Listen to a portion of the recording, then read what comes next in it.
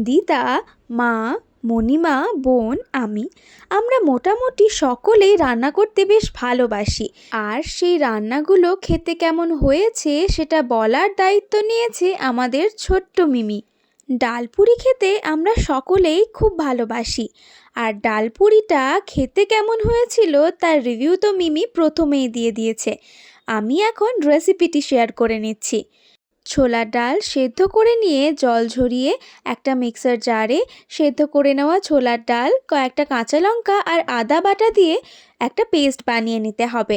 তারপর মাখিয়ে রাখা ময়দাগুলো গোল গোল করে লেচি কেটে নিয়ে লই পাকিয়ে তার মধ্যে পুর ভরে নিয়ে এক এক করে বেলে গরম তেলে ভেজে নিলেই ডালপুরি একদম তৈরি।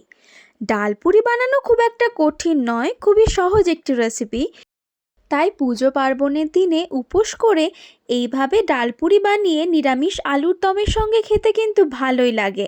উপোস করার ফলে ক্লান্তি তো শরীরে থাকে, কিন্তু ভালো খাবার খেলে মনটাও ভালো হয়ে যায় শরীরের সঙ্গে। তাই এই রেসিপিটি আপনারা বাড়িতে অবশ্যই ট্রাই করবেন। আর ভিডিওটি কেমন লাগলো জানাতে ভুলবেন না কিন্তু।